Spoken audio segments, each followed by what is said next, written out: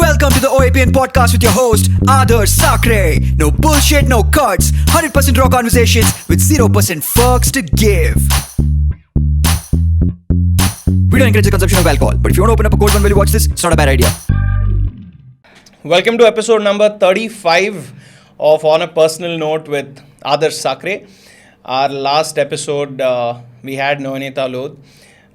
Beautiful story of how she went from modeling to winning that Miss India title and then representing the country. If you haven't watched that, you definitely should. Today is a slightly different episode. I don't know what this episode is going for because fuck that. First, Kelt, welcome, man. Cheers, bro. Welcome. Right. So yeah, that's how this episode has already started. Yeah. Kelt is here. I'm here for contrast because the previous episode was a Miss India, so there has to be contrast. It's only then that people see range. He's helping us build range for the show. Yeah, doing what I can, helping people. Someone should be here. Everyone can't be here. Yeah, why does it have to be vertical? Why can't it be horizontal? Like when you make it vertical, now you know who's good and who's bad, dude. That makes you look like an asshole more than me. Now I'm the victim. Dude, horizontal. Yeah, so this way no one knows which direction is good or bad. It's perfect. Range. Let's talk about range. Right, I think that's safer. Yeah. So anyway, Kelt Sreshth is here. Stand-up comedian from Bangalore. Been here for about 8 years, you said? Yeah, I've actually been in Bangalore for maybe 10, but I've been doing comedy for 8. Yeah. So, that's the scene. So, I've watched, a lot of Kelt on YouTube, but always kind of, thought of getting him here and do a little more deeper dive into his head. And it's nice that he comes here and he says that, why don't we up the quality of this episode? not by camera quality. No, this podcast is actually great. It's famous. Dude, I didn't even realize this was the podcast I was coming to. All right, like I had no idea. Should I tell that story? Yeah, please. Yeah, see, so these guys called me for the podcast, and dude, I'm not really a podcast guy. Okay, I've never seen any podcast fully in my life, like not even a single episode fully. I just can't. I don't know why. It's just you. It's just me, and I think it's because of, like you said, I tried it thrice myself with 3 episodes. They were so bad. I think I got better, so no more podcasts. So when I came here, and then I saw the photos, the Wolf of Wall Street and Scarface, and that's when I was like, oh shit, I've seen Amir, Shanky do this podcast before. Oh, this is you guys. Oh shit. All right. And if you're wondering why the audio of this episode is so bad. Yeah, that's my voice. Shit, man. I didn't realize you would see in my videos to roast me with my own jokes. What the hell? This is betrayal. I didn't realize I was being called for a slaughtering, dude. Shit. This was such a setup. Oh, I had no idea. I'm walking out as soon as I finished this glass. And then From the time I saw it, I'm like, I'm going to roast this guy. I'm going to get him at this. And he's not going to see it coming. Hey, shit, yeah, I did not see that coming. Look at you. He's just like, oh, what an ass. Until now we were roasting him, and he was like, oh, guys, stop roasting me. I thought this was a podcast where he's a roast show. Then I am the roast. Oh, Jesus Christ. Right. Part of the plan. So let's reduce the roast on Kelt a little. But you know what? I think that gives me a great start to this show for this question. No more roasts. Right. No, that's fine. I'm completely fine with roasting. Okay, genuine question. A lot of your content is roasting yourself. Yeah. How did that start?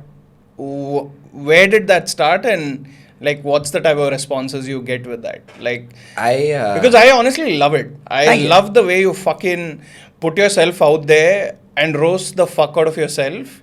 And yeah, it's just nice to see that. Thanks, so, yeah, let's start with that.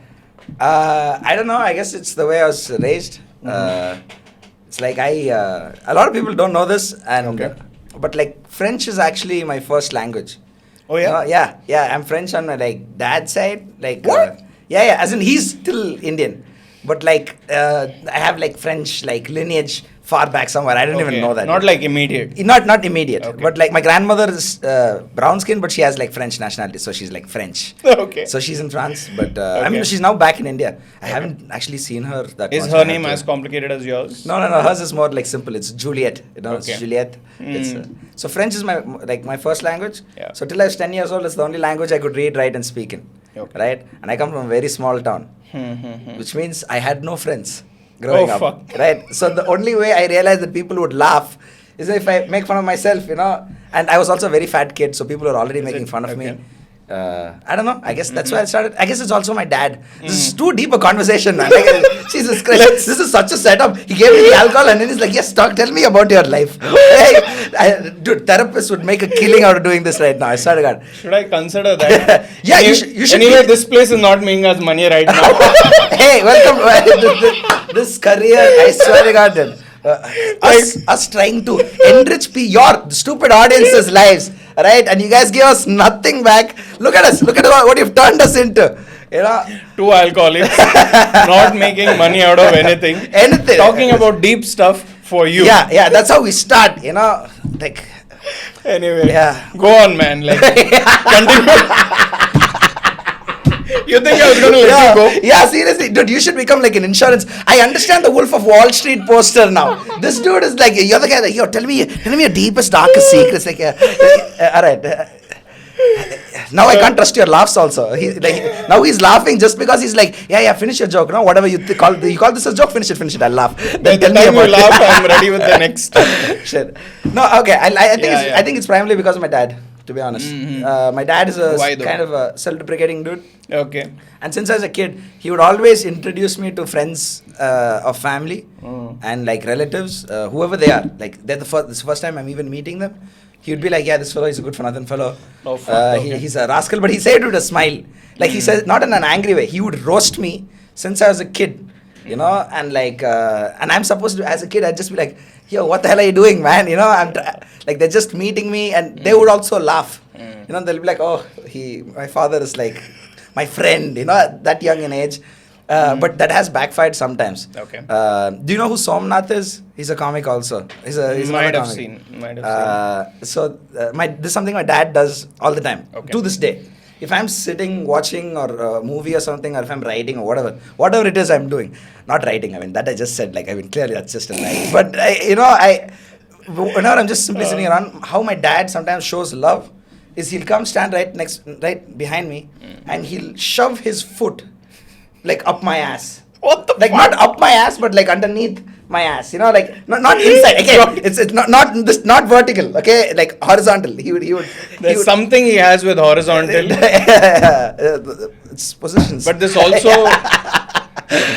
No. So what he would do is he just like he'd like push his foot under my bum, okay? And he would just leave it there, and I'd still like not give a fuck. I'd still be watching a movie, and he'd still be on a call, or he'd still be like doing whatever the fuck he's doing, and that's just how he thought that's what love was, okay? And I'm an idiot, right? Like 2-3 years ago, I remember this was like 2018, I think. There used to be a comedy room called Zostel.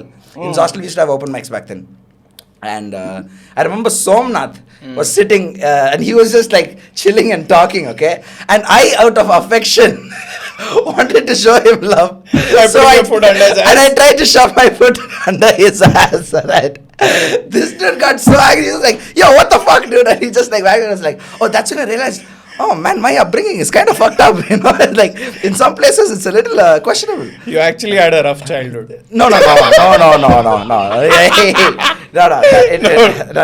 actually had I had it was fun. I just as in it's not like it's a bad childhood. I know. Yeah, it's just my dad was weird. Look at my name. It's a silent J. I didn't realize that. So that was your.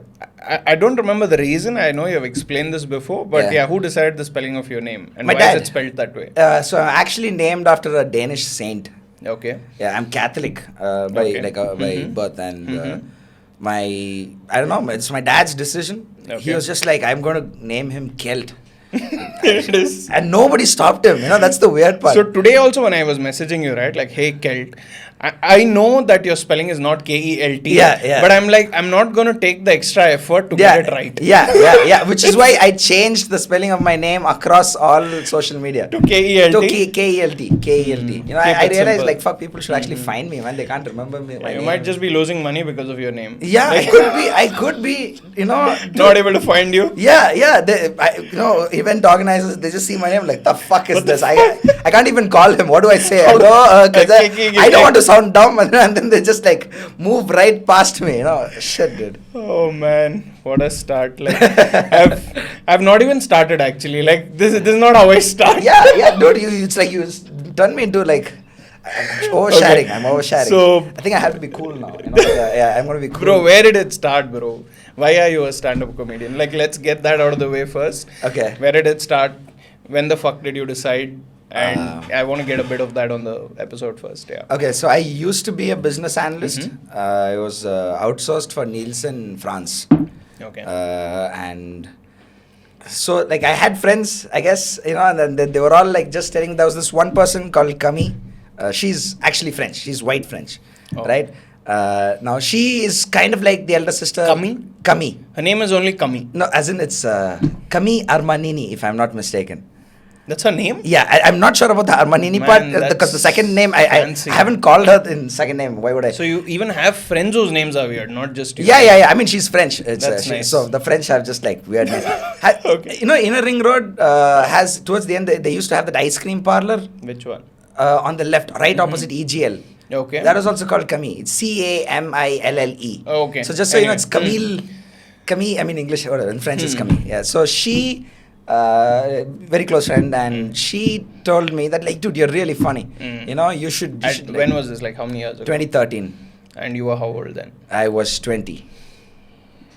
Okay. Yeah. Got it. I was 20 and how was I? No, was I 20? I think I was 21. No, I was 20. 2013, I was Okay. 20. So she's a friend And- who tells you like you're... No, we like, were working really- together. Oh, you're working We were working Okay. together, and at that time, I don't know, she was like, "You're really funny. You should like be a comic and all of that." And I didn't. I was just like, dude, it's India. I don't know if India even has. Dude, long story, man. In the sense, like, do we have the time? Can I? Yeah, let's go, All right. man. I want to fucking know it, right? All right. So Yeah. when I was working there, I didn't know anything about stand-up. I only knew Russell Peters. Okay. Right. I knew Gabriel Iglesias, and that was it. I had no idea of any other stand-up comic. And you're not supposed to use company internet for your own like entertainment. Okay. But as long as the projects keep going, like, you know, they don't really give a don't fuck. give They're a really fuck, yeah. cool. Okay. So I used to always listen to music. Me and my friends there, we always used to listen to music. But there's one time, like, I had like a burnout just through music. I had heard too much of everything. I was just like, I'm gonna watch some stand-up. So I just Googled best stand-up comedy, right? And I got this "Killing Them Softly" by Dave Chappelle. I didn't even know who Dave Chappelle was, man. Okay, crazy. Like, I had no idea. This is 2013.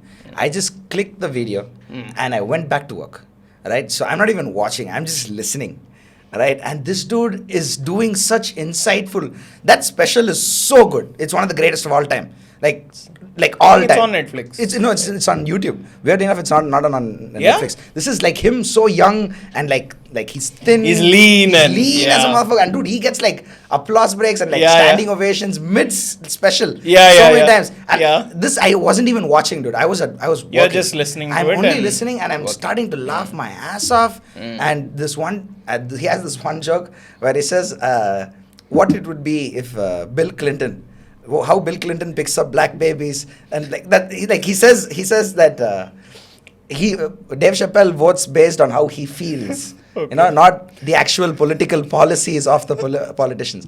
I cracked up so much, so loud because I'm listening to my earphones. Yeah. Everybody in the office like, wait, what the fuck is happening? I could see my team leader and manager literally like peek and like, what the fuck is wrong with you? And I'm like, shit, I'm so sorry. And then I just started binging comedy, dude. And like all kinds of comedy. I started seeing so much stand-up and I was telling all my friends About stand-up. Got it. To the point where Kami was like, dude, you're also really funny. Why don't you try it? You clearly, really are mad about it now. You Yeah. know, just like crazy about it. Just might as well do it. And I was like, dude, India doesn't have stand-up, you know. This is 2013. I had no idea that India had stand-up. And this girl I had a huge crush on. She was like, what the fuck are you talking about? You don't know Kannan Gill, you know? And I'm like, who the fuck is Kannan Gill? I had had no idea. Alright, at that time, even Kannan wasn't like technically famous. Got it. Like he had just put out like 2 or 3 episodes of like the pretentious movie reviews. Right, yeah. and he had no other stand-up, and after I found ages ago, then I found like much later, like he put out only one video clip taken from a phone of him doing stand-up, which was that like that Maka Doodh Piya, like he had recorded in B flat, and I saw that on YouTube, and I was like, yeah man, this is really funny, but like. Oh, I could compete with this. Like I can. I don't know why. Okay, like I had that feeling. Yeah, I got that feeling. All right, and I immediately put down my papers.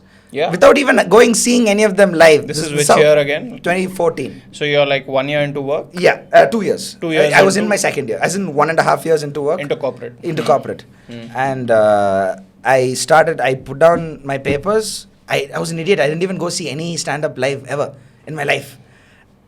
I don't know where I got the confidence. I put down my papers, waited my notice period, and then took another couple of weeks off just writing. I was just like, what will I say on stage? And I wrote like quite a bit.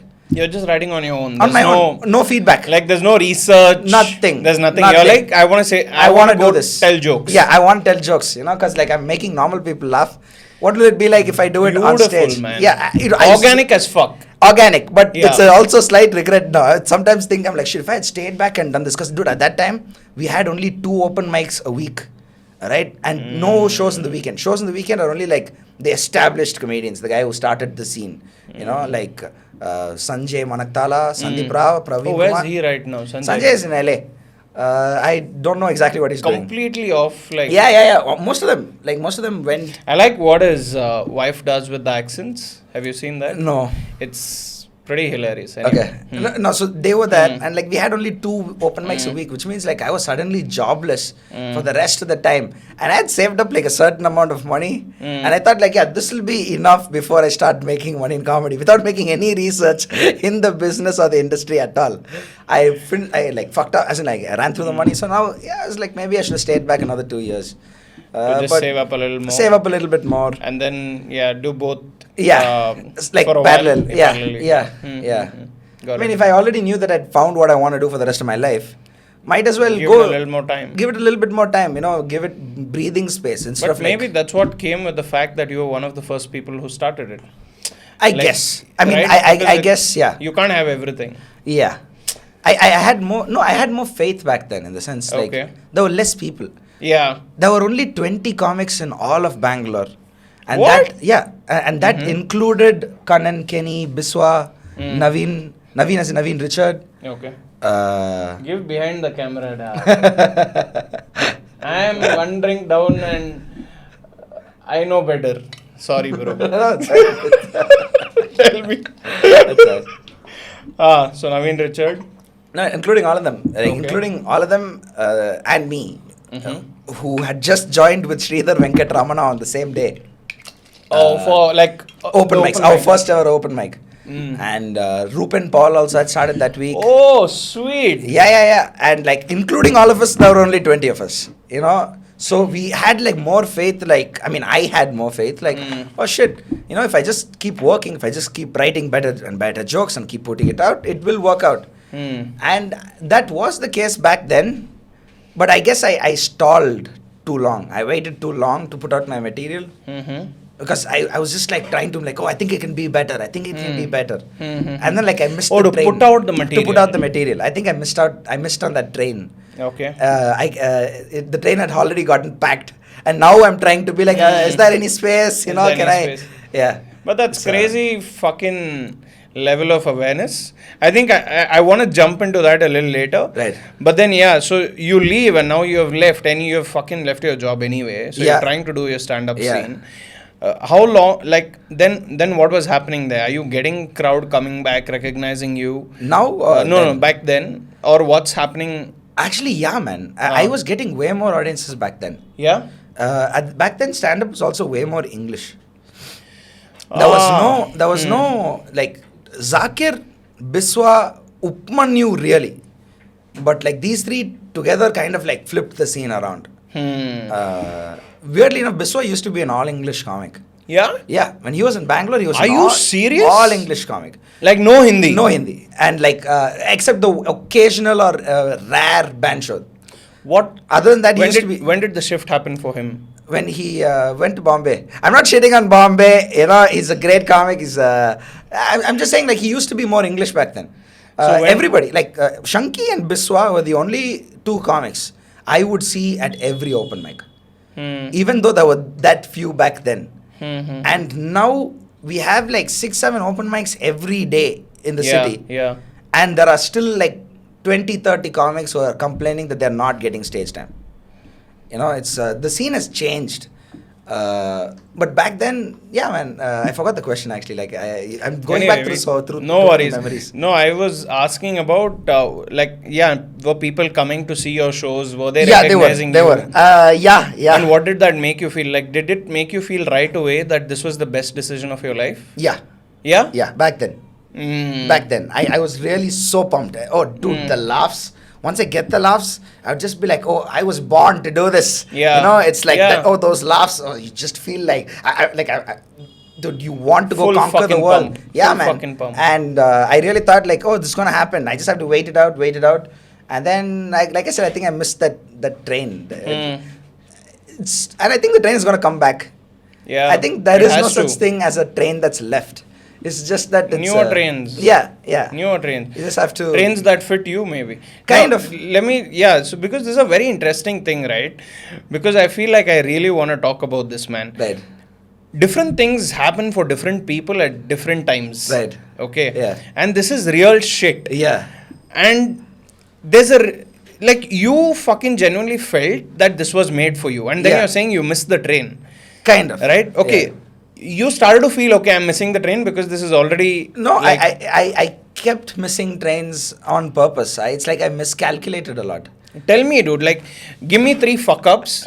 Give me 3 fuck-ups that you think why you missed the train. I'm not getting into that one story you said you don't want to speak about. I don't want that. Right. But I'm just like, generally speaking, about, why do you think you missed the train at some point? I didn't understand my own market. I was too in my own head. In the sense, I was getting a lot of laughs live.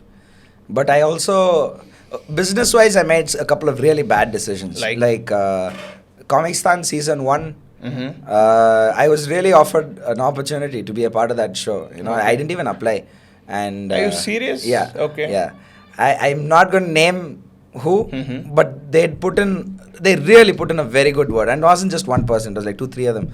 And so you had someone vouching for you. Really vouching for me. And they really pushed me. They wanted me to be like in that show. And so why were you like hesitating to? Because this is something that's just like me. Yeah. But like I didn't understand, you know, if then or now, it's a reality TV show. You know, most of the comics who participated in every season are very good friends. I wish them the best.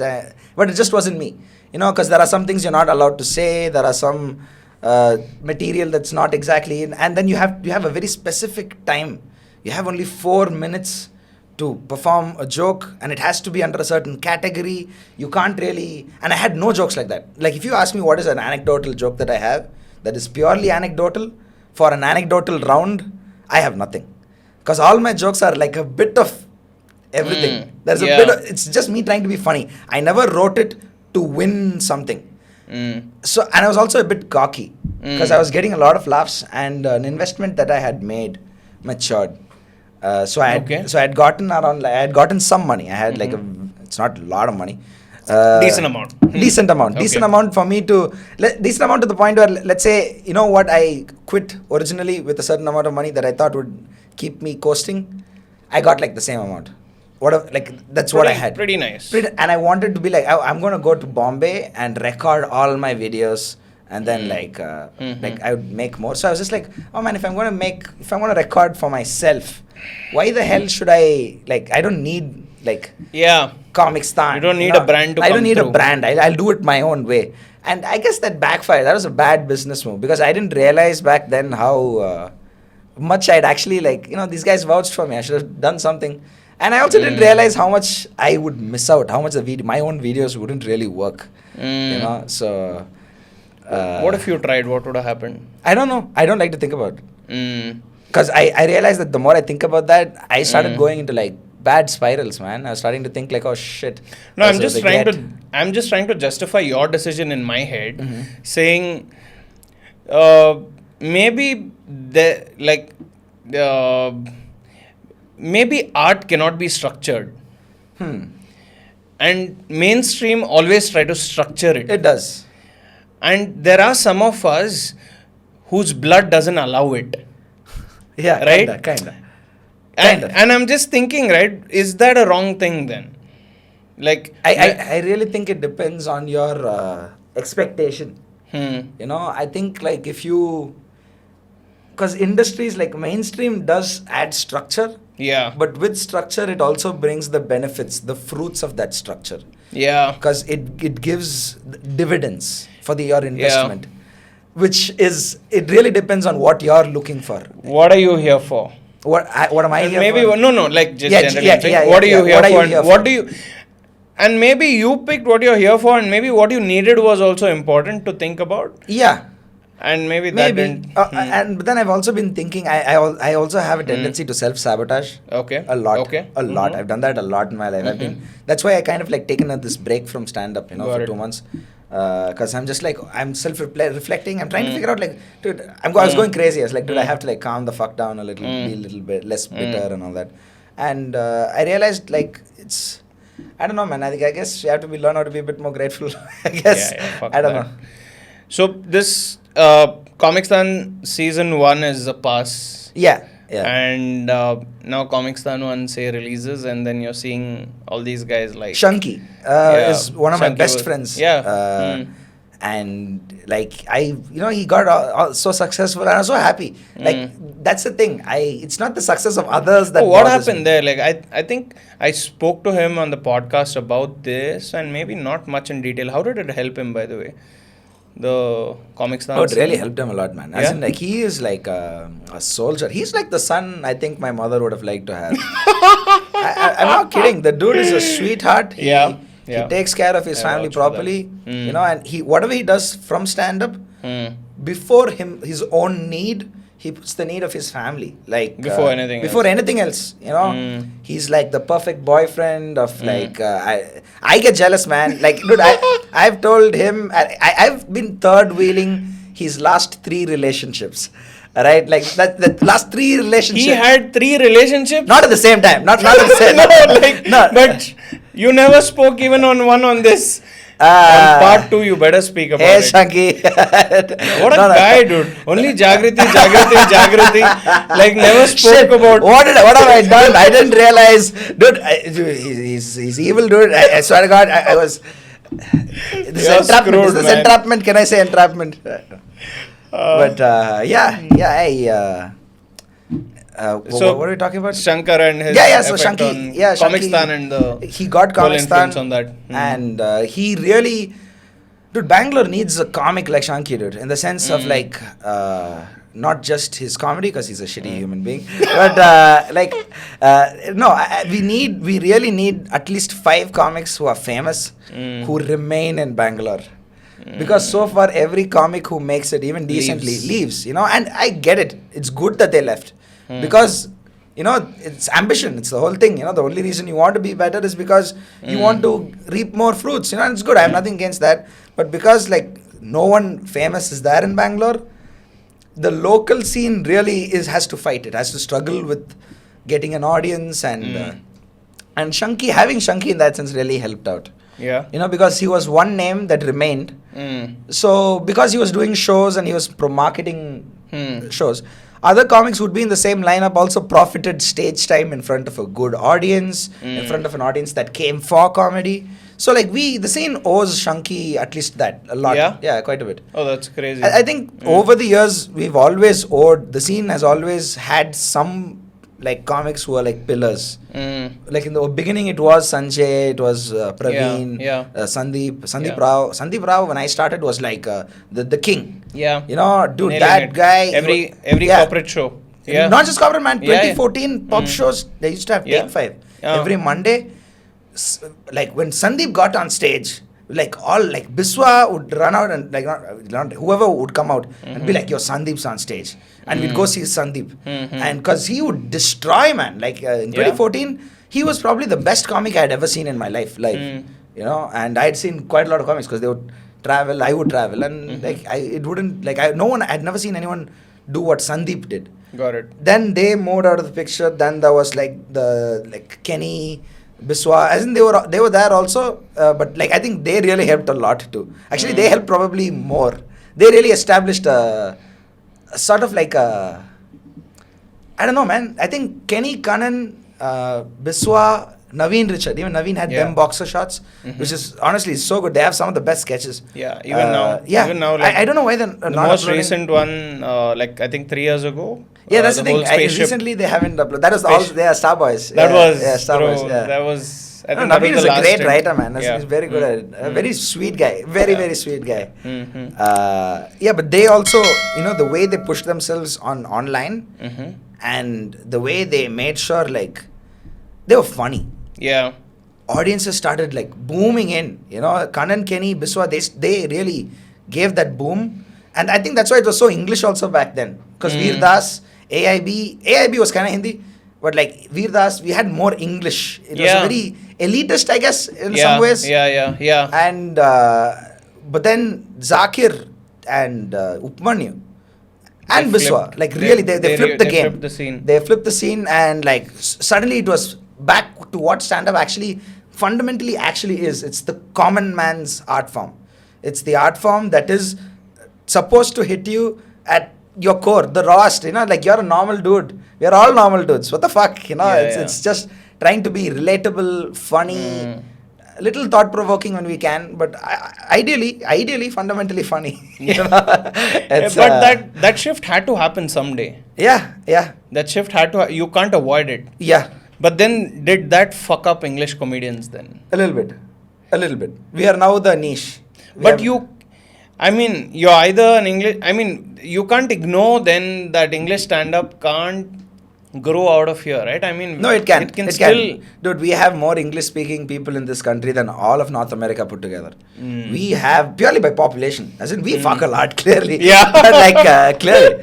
But we have the population, and I just think like, dude, downstairs, like you sent me to you gave me the map location, right? Kids from that apartment are playing cricket, the small ball, and I'm looking at it and I'm like, oh shit, like I used to be this young, you know, all the dreams, the hopes, you know, like dude, I'm not even 30 yet, I'm feeling like a fucking 50-year-old, okay? And I'm looking at that, and they're all speaking English. Fuck, And there are boys, girls, and they're playing cricket together, and like, the Martin Luther King is inside them. Shit, the dream is coming true. You know, but he's speaking in English. So I also know that English is also going to be a central market. I really think we should just like, my only gripe is that we idol worship too much, man. Indians, in our audiences, if we like a guy for one good movie, and that's it, or not just movie, joke, anything, if we behave like he can do nothing wrong ever again, you know, like it's just like, anything he does, like they're not even thinking or processing anymore. They're like, yo, dude, okay, I admit that was really good, but this one is a little bit like, and I only have this gripe because I have it for myself. Like out of the 10 videos I put out, there are only 4 I like now. The remaining 6, when I was uploading itself, 2 I did not like. When 2 I did not like because I didn't get the recording I wanted. I didn't do the jokes the way I wanted. I didn't get general reaction for some of the lines, and it threw me off. The avocado joke. The avocado, I cannot believe is my second highest video. But like that, I hated that video. Man, it's like pretty kick-ass, dude. Like, man, in Bangalore it used to destroy, because in Bangalore everybody knows butterfruit, right? But in Bombay no one knows butterfruit. Like in Chennai I do that joke, it destroys because they have butterfruit there. In Hyderabad, in Kerala, but in Bombay, I guess for them it's like you know, the film city, I don't know what, but they're like avocado, we know avocado, you know, like what the fuck? Not gonna work. Yeah. I hated it. I just invested too much money, so I'm like, fuck, I have to upload it, and so you pay to get this shit recorded? Yeah, man, we all do. I mean, yeah. I've spent if we go by like, why is it so hard to record? Why can't I just put up a camera and a mic and record it? Because myself? our audiences are very picky. Okay. They are too spoiled. Meaning? Meaning there are too many comics in this country who have the fucking resources to actually put out top-notch quality. Okay. Like, and Habitat is the best. Yeah. In the country. In the country, Habitat is the best. Oh, you rate it as number one because For I mean- recording, yeah, the acoustics are perfect. Okay. Especially in the small room. The upper room I've never done. I've never done actually. So I don't know.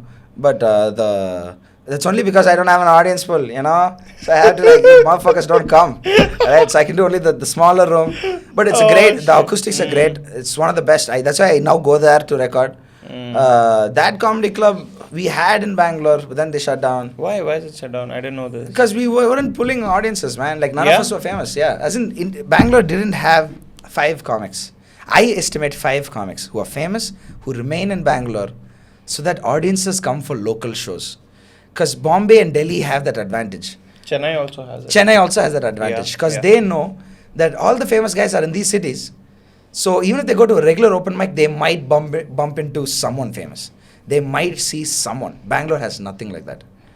So I may be wrong. If I'm wrong, I'm wrong. But like, this is just my opinion. This is just So my... you're saying comedians need to stay here and kill it here, then try to go and kill it somewhere else? No. I mean, yeah. But that's also me being selfish.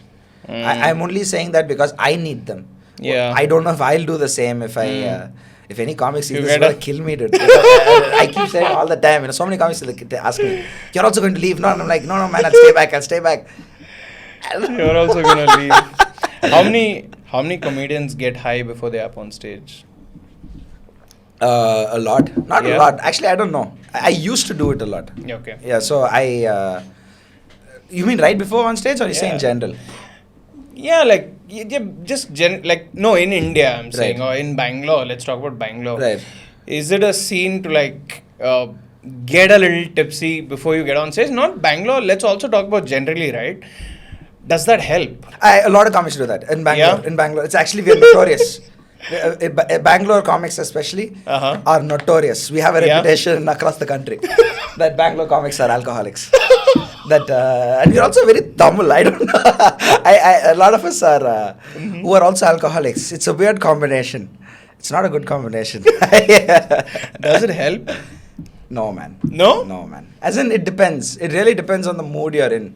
Like, I've seen comics drunk and they can't perform. Yeah. I've seen comics drunk destroy, have a great time. Yeah. I'm guilty a little bit too. I used to, but beer, you know, like Yeah, yeah. it's just one beer, just a little bit tipsy, and then you feel little less inhibited. But Yeah. that was also, especially when I was starting out, you know, because you're a little bit more, Yeah. The nerves are higher. yeah. Like whenever I go to Bombay to record, there are times where I've done it like stone cold sober. Yeah. And killed it. Yeah, and killed it. And there are times where I have had like 1 or 2 beers, like pints. They have this brand called 7 o'clock. Okay, I think it's haven't MS heard of Dhoni's beer. I don't Oh, know. is it? I don't know. What? I don't know. I might be wrong. Copter 7. I think it was called Copter 7. Okay. Whatever. So I had the 2 pints that, and that also has been a good time. You know. So I don't know. I guess it really depends on like your mood space. How stressed are you? What are you? Yeah. What are you trying to do to take the edge off? Like that's pretty much. So famous, like there is obviously you're saying, you know, you've missed this train and everything. I mean, No, it's gonna come back. No, dude, like what I'm asking is, so say let's talk about the comedians who fucking caught the train, right? You're going on Right. saying like there are comedians who got on the train, Right. And there are still comics who are catching the train. who are catching the train. Yeah. Like what are they waiting for? What do they wish things can be I better? can call in? them and ask if you want. No, like what are they hoping to have this comedy scene go towards? I don't know. I really don't know. I really don't know. I think they don't know either. I think they don't care. 'Cause But are they making good money? There is a lot of money in comedy. Yeah? Yeah. Today there's a lot of money, like If you're famous. hmm. If you're famous, there's a lot of money in comedy. So even though you're going on saying you fucking missed the train, you're doing shows. I'm doing shows, but there's no. And I'm sure it's like not really taking for care money. of you. No. No? What No. the fuck? No, I used to, like before this break, Okay. I used to get on stage somewhere or busk. I busk a lot. I used to do at least 2-3 sets every night for no money. Like even on weekends, like the shows you come to Bangalore, audiences should know this actually. Okay. The shows you guys go to see of local Bangalore comics, there's like 5-6 comics in the lineup. Comics don't see a single rupee from those shows. That all that money that you're paying as tickets is being 100% reinvested into the circuit, into the rooms, into like better production, just to be like stay afloat. We make no money. The money we make is What from about corporates, the corporate drinks shows. and food that we order at the place? Yeah, that's why so many comics quit. Okay. Comedy has one of the highest attrition rates Yeah? ever. Yeah. This is No, something I'm saying, what about the drinks and food that the audience orders? I mean, there's no Nothing. share of that? Nothing. What the Some fuck, rooms, dude? I always thought- no man, we don't get anything. Some rooms give a cut. Some rooms give like a 60% cut, a 70% cut. But like I said in Bangalore, if you're not, no one's famous except Shanky. Yeah. And Shanky does his own solos. There he gets all the money for that from the tickets. Yeah? Yeah, I mean, That's cool. Yeah, if you're an artist who can pull all tickets by yourself, then you see a certain amount of money. Like even if the venue takes 30% cut and BMS takes 10%, you still get money. But most other shows, regular shows, are like 8-9 comics. Can't you demand the place saying, I want 50%? No, man. Bangalore has become like the full. It's become a club DJ kind of a thing. People are in Bangalore want to drink more than they want to laugh. Okay. And I think it's because like I was really pissed in the pandemic by that actually. You know, when I found out, that's when I was like, because before the pandemic, all comedy rooms used to be full. You know, famous comics used to come in, go out, wherever I used to be in the country.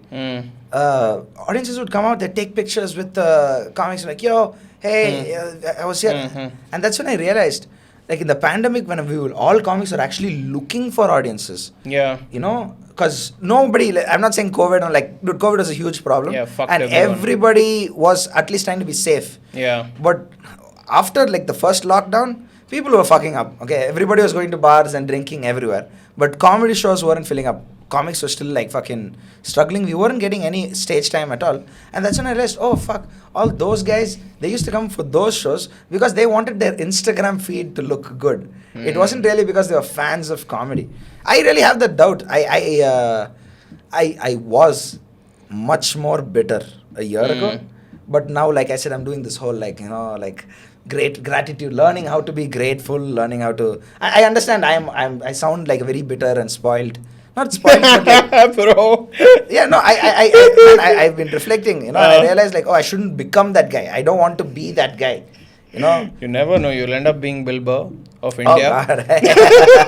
Now comics will hate you. Now they'll be like, what the fuck? Kelt, Bill Burr, what are you saying?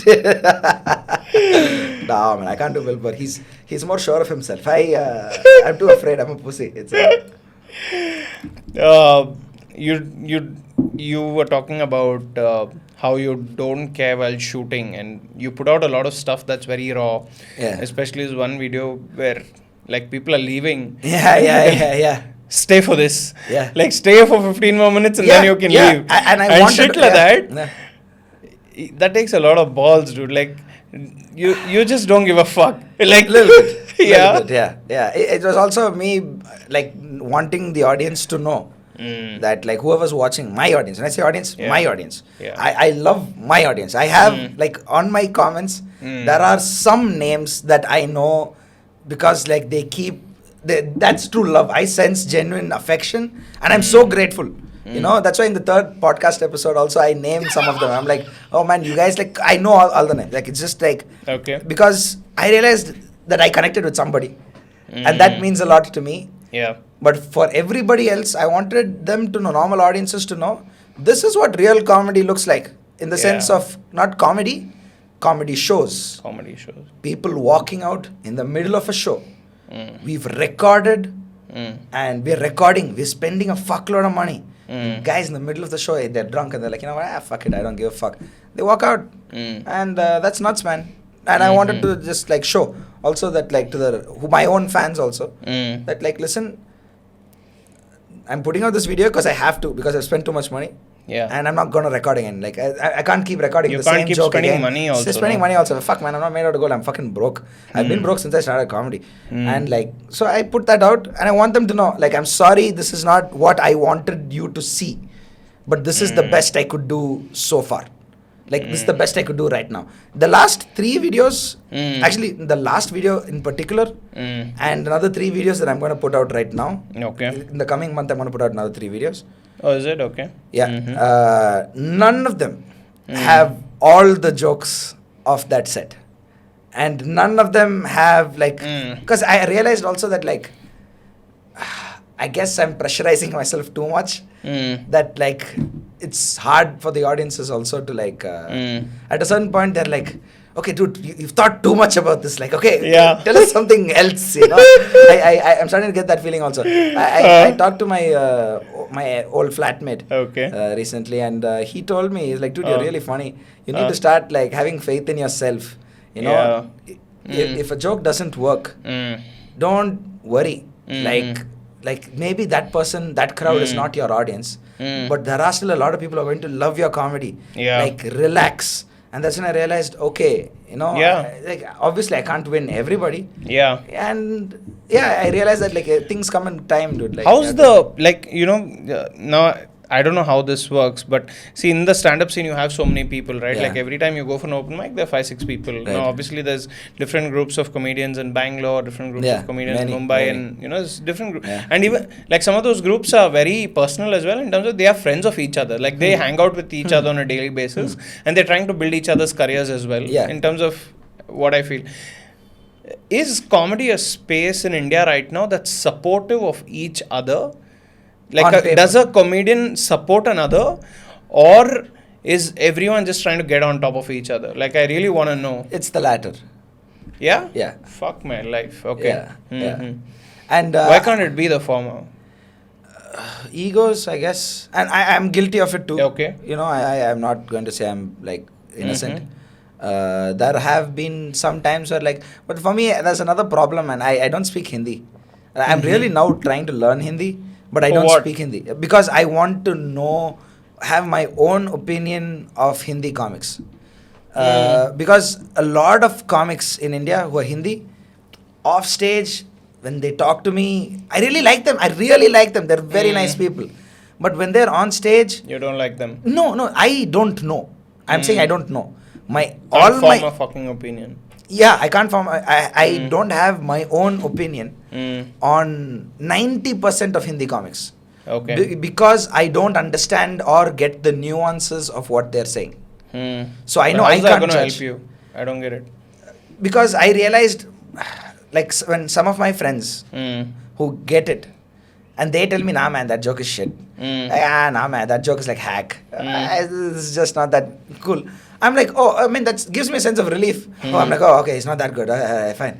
You know, but at the same time, when I meet him off stage and then I'm just talking to that person, and that person sounds really smart, I'm like, shit, fuck, is he actually smart or not now? Now I need to know. Like, now I can't, like, I realized I can't keep believing, or I can't keep, like, using a crutch of someone else's opinion for me to form my own opinion. About the scene. About any of the cities. I remember 1 year ago, I was really bitter that, like, oh, there's not enough community between the comics. But I realize now, like, man, people actually need to be a bit more understanding. They need to put more effort. If you compare this to, like, say, the OG American comics who built the scene, we know. Do you think? Did they have support, you think? Did they have better camaraderie? They didn't either. Okay. They didn't either. There are a fuckload of documentaries. So there's nothing different. That's nothing different. We are human. We are all comics. Oh, we're a tribe. We're our own tribe. That's another thing. Like, when, like, shit, I can't name, but, like, when one comic he became famous, he's kind of famous now. Yeah, and, like, when he got into a little bit of trouble, I realized some comics were shitting on him and accusing him in their own tweets. And I was just like, I saw that and I was like, yo, you know what, your problems with that person, I understand. But that dude is going through a lot of difficulty right now. Yeah. You know, right now is when we kind of help each other. We need each other. Because you all represent the scene. We represent also each other. Yeah. Like, dude, if like, in that sense, I really stopped shitting on comics completely because I realized without them, I wouldn't be anywhere myself. Like, every single comic is a part of the ecosystem, and the ecosystem exists only because there are some people who are taking part in it. even if you come for just one open mic, you're already a part of the system. You know, whatever happens that day, whichever conversation you have with whichever comic, that comic, your conversation. If you comics talk a lot about comedy also. Yeah. Those are my favorite conversations. About comedy. Yeah. And when we talk, we get another idea. Yeah. And we're like, fuck, okay. So you never know where you're going to get your ideas from. Like, I've been introduced to some really good shit by some people I did not expect from. I swear to God, man, I think comedy is a very humbling experience if you don't make it. If you become bitter. It's that whole, it's Scarlett Johansson's character, Black Widow dying in Infinity War, after that, you've seen all these memes, all 5 of them. Yeah. They go through the 5 stages of grief. Denial, anger, whatever, blah, blah, blah, I think I'm getting over that, through the comedy thing, and only if you're broke, only if you're not famous. That's a caveat, it's because if you're famous, you're getting too much pussy, you're getting too much money, you're getting too much stick, could go whichever way, whatever you want, that's what you're getting, So I guess then you don't think about this that much. I don't know. Dude, sometimes I'm worried, I now have an extreme need, a craving for fame. You want it. I want it badly. Fucking want it. I fucking want it. You're like, fuck this shit. Yeah, seriously, man. man. Too much. Yeah, exactly. I need people to fucking chant my name. Kind of. Oh, let me get to this. You say you want fucking 3 documentaries made on your name. Yeah. What the fuck, dude? Like. I want 3 documentaries to be made about me before I die. Is it wrong to be ambitious? I want to be one of the best comics of all time. And this is the flip side of having that kind of an ambition. Okay, when you want to be one of the best, it's that whenever you fail, every time you try, you're like, this joke, a great joke, and then you do it like 10 times and nobody laughs. That's when you're like, oh, fuck, I will never be what I want to be in my life. I will never be one of the best, and then you go into the spiral. It's a very fucked up place, man. I swear to God. So now I'm being more like I'm being grateful again. Dude, he's a good therapist. I think all therapists should include alcohol in their therapy sessions. They should just open up a little bit, bro. Come on, speak to me, baby. I take that as a fucking compliment. It is. Really opened up a new business perspective for me. Yeah, startup. We'll start it up. Maybe I should fucking on a personal note with Adarsh Sakare offline. Yeah, fucking open this shit up. Okay. I just want to kind of touch upon one last thing where I think this is a great thing to talk about. You're saying you're on a break. What are you expecting to change here on? What do you want from this break? I want to become mature. Okay. I want to learn how to act my age. I'm going to be 30 soon. I'm 29 now. It's not even soon, but I'm like, the moment I hit 29, I've just been like, I'm going to be 30. And hit me kind of hard. And because I was just like, oh man, I just gave 8 years, the better half of my entire 20s to this thing that I love, that I am now becoming resentful towards. And I realized that that's not a healthy thing at all. Yeah. I realized that, oh man, I need to make some changes, lifestyle, especially lifestyle. Okay. Approach to my own dreams. I realized that I'm not a kid anymore. You know, that young blood, they say, I never realized that I also had it, Yeah. When I was like, oh fuck yeah, I'm going to be one of the best. I still have the dream, but now I'm a bit more okay, this is a marathon. This is real. Let's play this game like it's fucking... Let's play it like it matters. Like it matters. Enough of... And not winging it. Yeah. I still wing a lot, but I'm saying it's a journey. It's a process. I'm trying. I'm really trying. So these 2 months, I'm trying to relax a little bit. I also realized I put a lot of stress on my friends and my family. Being this guy who's just for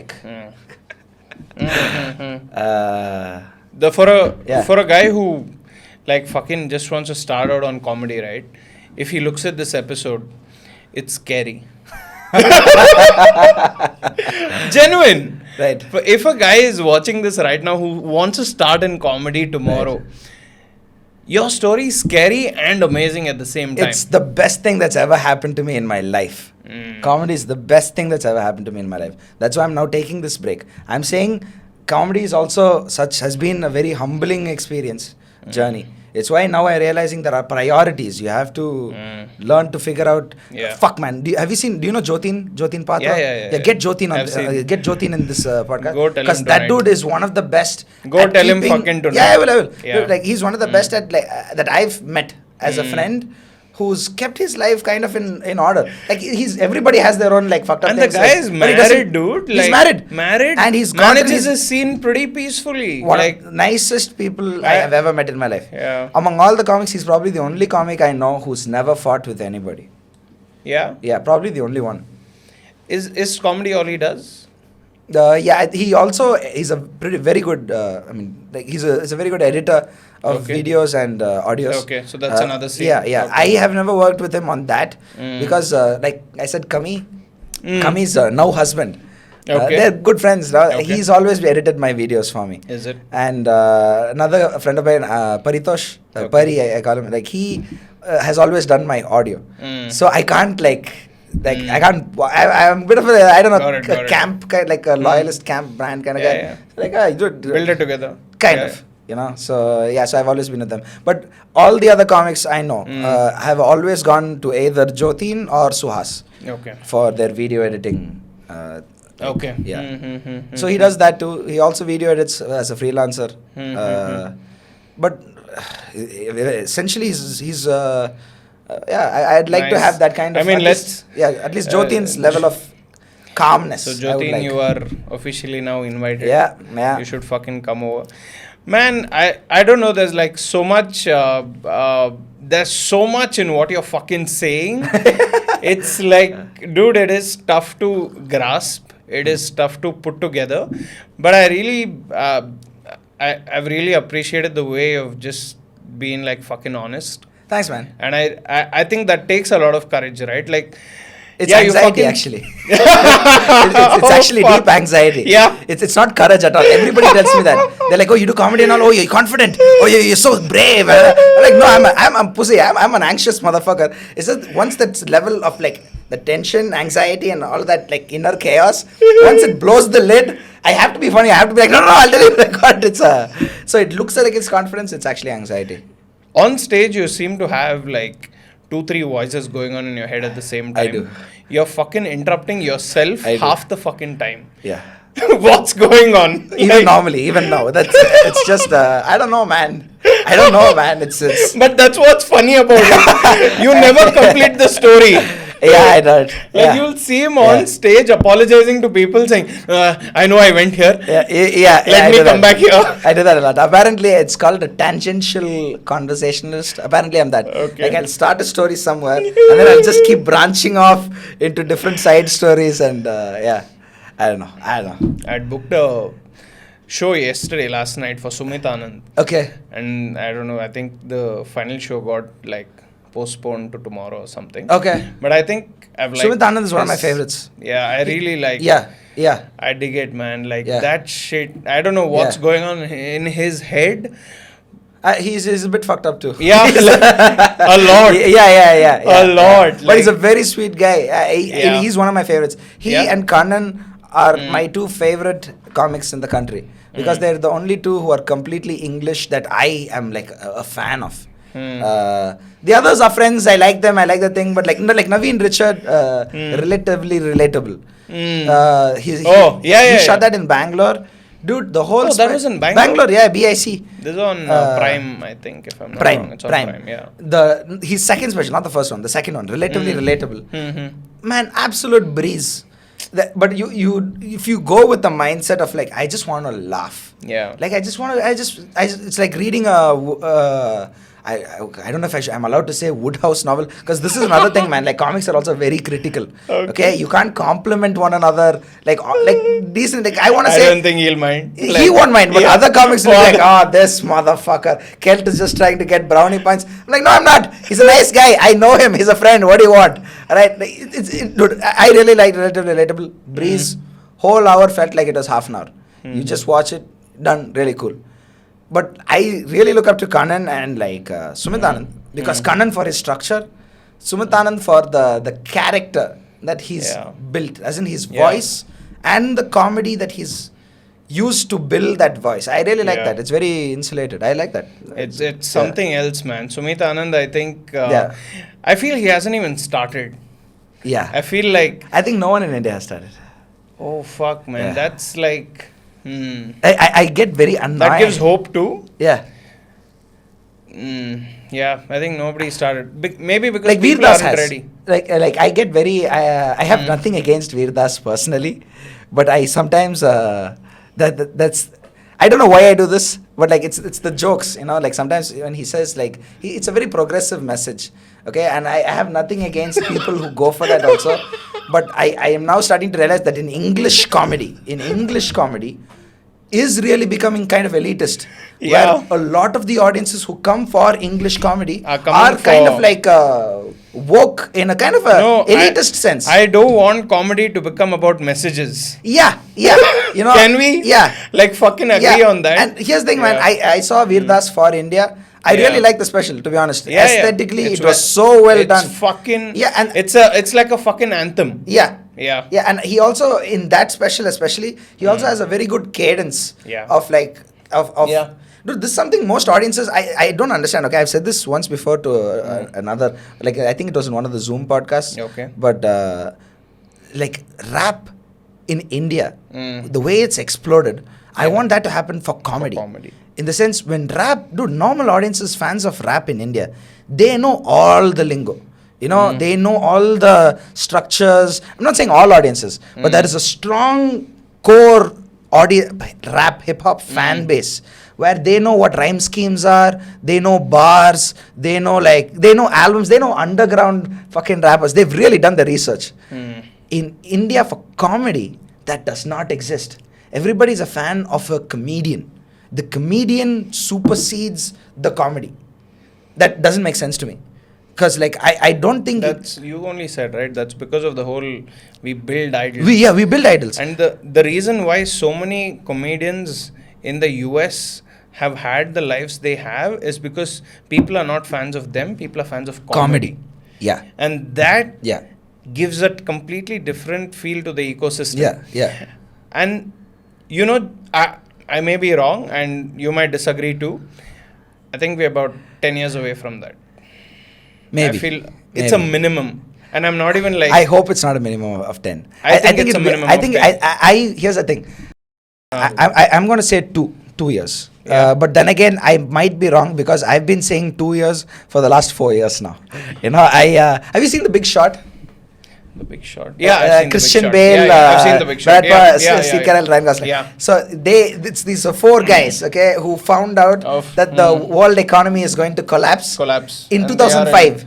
They found it in 2005. And So they decided to bet against the banks. All right, and they were like, "Oh, it's going to collapse within a year. We're going to be fucking like." But they predict it'll happen in 2006, but it actually happened in 2008.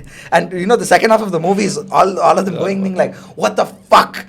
Why hasn't it shifted yet?" Yeah, I think I'm doing a big shot on the Indian comedy circuit. I'm just like trying to be. No, I really think there is going to be a flip on the kind of like. On what exactly, like what I said, like audiences understanding what kind of comedy they like, whether it's my kind of comedy or any other kind of comedy. I want them to be more understanding of why they like what they like. I think it'll happen in another 2 years. I hope not 10. If it's another 10, the next time I'm coming here, I'm gonna cry. Dude. I'll cry, tears and shit. No, it's gonna grow. I think it's just that I just feel the regional scene will continue to grow. It will continue to produce superstars. Yeah. And I just hope that doesn't define the scene. Right? It already is in a way. It can't continue. I just hope that English comedy in its own finds its own journey. Yeah. And we have some good names. Suhas. I have Suhas. Yeah. I mean, like, he's a Kannada superstar. Yeah. Superstar. I know. The number of cab drivers who recognize him. Other people. I was in Phil and Chill, this bar once. There was this guy at another table. He came to borrow a lighter from Arnav Rao from Comicstan. Right? And we were all just chilling. And he came to get... Arnav misunderstood. That guy misunderstood. Arnav was just giving the lighter and he's just like, yo, and like give it back when you're done. That guy Arnav said it in English. That guy didn't understand. He misunderstood because he was really drunk. So he wanted to come for a fight and his friends come. And then the moment they see Suhas is in the same table, they recognize Suhas and they're like, "Sir, oh, I'm so sorry." And Suhas just like, yeah. Relax. Yeah, dude. And like he's really, but he's also still an English comic. He's still, yeah. So I guess, yeah, man. I hope in tandem all the scenes evolve equally. I don't say, like, I'm not gonna say this only to fucking make you feel happy or something, but I feel, dude, I think you can pull like 10-20K people easily, dude. Like, Who, me? You. No, man. At one point, I feel if you fucking like go with this scene, I think in Bangalore you can pull that on some point, because I feel Bangalore in itself, the whole journey you're talking about the comedy scene, Bangalore has the maximum chances. It does. Do you fucking agree with me? Bangalore is my favorite circuit in the country. Yeah. It's my favorite in the country. It is ahead of the other cities. Full of bitches. but still. My favorite. Yeah, it has the chances to give that space the scene. Whatever space you're talking about. Yeah. If it's going to happen, it will start here. Yeah. You agree? Yeah. I really do. I all the newer comics who are coming to Bangalore also, some of them I really, really like. Some of them give me insecurities, man. I'm like, oh shit, how is this guy so good? He's been doing it for only 3 years, 2 years. How is he like pretty good? There are some good names. And they're going to like, there's no stopping. There's no stopping. Dude, Bangalore comics hustle. The newer guys who've been doing comedy for like in the last 5 years, who've started doing comedy in the last 5 years, even they, man, they show a lot of hustle. I respect. They scare me. I swear to God. Good shit. So be it, man. Kelt, like, thanks for this. Oh, this was been my honor. Again, man. I love the back. I want to do this shit. All right. This was great. Cheers again. Cheers, man. I had fun. I'm almost done with the drink, but this was fun, and I really appreciate the fact that you opened up so much, because honestly, this is what we want to do, like get as much of authentic content out there. Can I just say one thing? Yeah, please. The thing is, I'm very glad that you're seeing it this way, but that's only because it's the first time we're meeting. You know, when like my friends and family think I'm a bitch, you know, because I water both them with this personality all the time, you know. I'm like, guys, and they're like, dude, shut the fuck up. Enough of you, bitch. Oh, yeah, man. It is that. Yeah. Kudos to fucking everything you have Thanks, done. man. Thanks so much. I know you fucking keep saying you've missed the bus. I feel those were It'll buses you It'll were not come. meant to catch. Maybe. There's a fucking bus coming with your fucking name written on Inshallah. it. And you'll be the only one traveling in it. Because shit. it's made for you. All right. That's what I'm saying, Thanks, right? man. Like, so kill it. That was episode 35. That was episode 35, and I hope you liked it, and see you on the next one, guys. Thank you.